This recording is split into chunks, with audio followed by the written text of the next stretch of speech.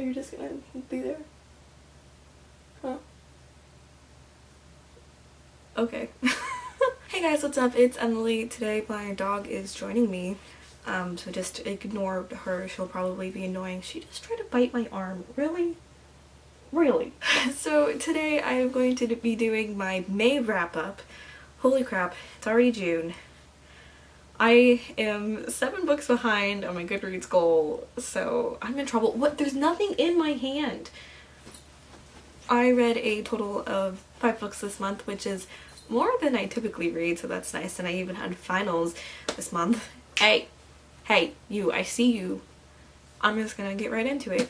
So the first book I read in May, the book came out May 2nd, and I got it the day of, and I instantly started reading it, and it was A Court of Wings and Ruin by Sarah J. Maas. This is the third and sort of final book in the ACOTAR series, A Court of Thorns and Roses. It is the finale to the main character Feyre and the main guy character Rhysand.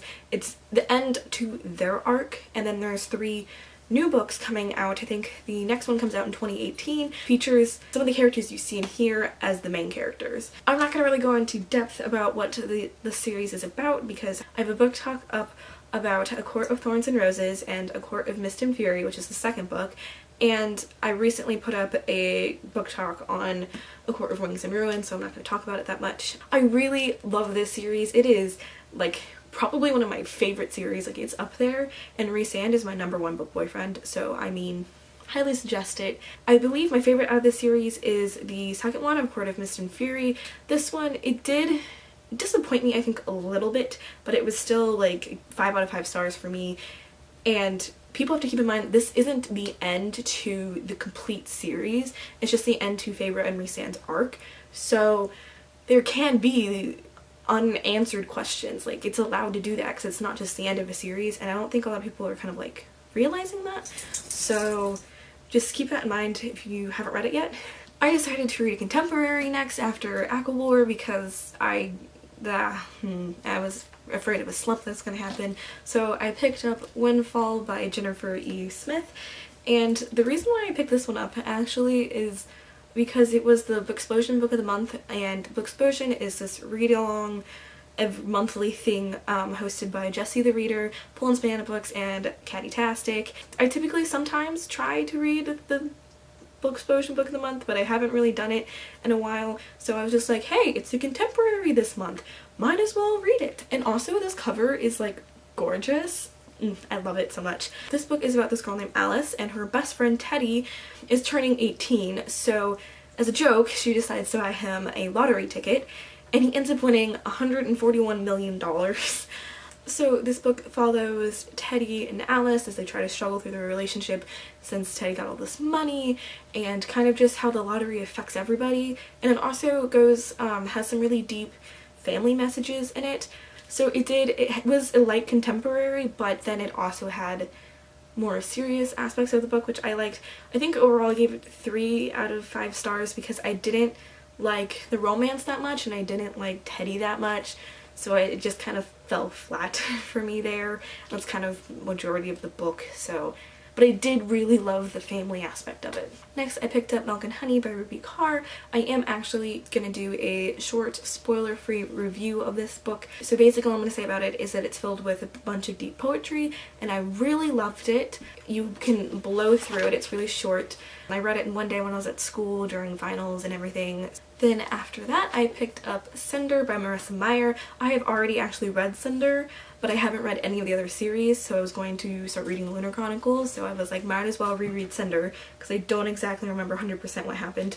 So if you leave my Funko Pops alone. If you don't know what the Lunar Chronicles are about, each book follows a different retelling of a fairy tale. This one is obviously Cinderella. The second book, Scarlet, is a retelling of Little Red Riding Hood, and the third book, Cress, is a retelling of Rapunzel, and the fourth book, Winter, is a retelling of Snow White. This one follows Cinder, who's obviously Cinderella, and she is a cyborg, and she lives in this futuristic version of the world where there's cyborgs and androids, and there's this kind of war, brinkmanship of war with these people who live on the moon called Lunars, and they have these powers, and there's this evil queen, and there's this Prince Kai in this book who's the best. I love Kai. And basically it's just like a whole...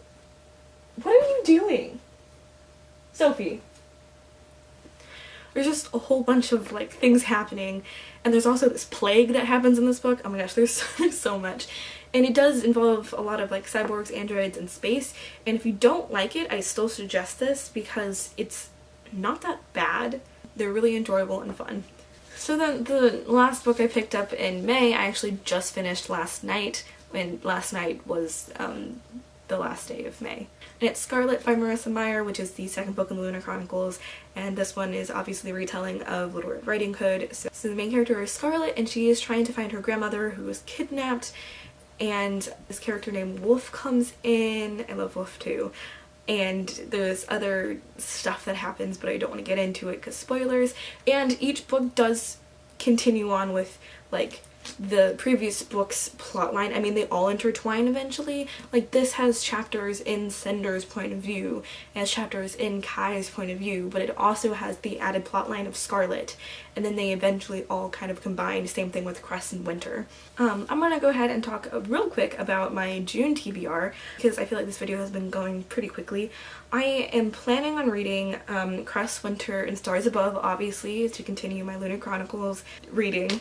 And then after that, I had actually made myself a summer TBR jar because I have too many books to read, and I want to read all of them like right now, so I was like, might as well just do this. And I pulled out the Mortal Instruments series, and I have already read most of the Mortal Instruments except for City of Heavenly Fire and the Infernal Devices, but I have not read anything else, so I need to read those. I am actually going to Europe for 10 days in June, like in the middle of June, so I don't know how much reading I'll get done in June, but I'm gonna try. I also want to read Anna and the French Kiss while I'm in Europe, because that would be great. Like, reading Anna and the French Kiss in Paris would be amazing. So who knows what I'll read. I honestly don't think I'm gonna finish the Shadowhunters Chronicles, all of it, in June, because there's, what, 13 books now? So this is my May wrap up. I am pretty satisfied with all my reads. Are you now literally eating my paper? You are. Thank you guys so much for watching, and I'll see you guys when I make a new video. Bye!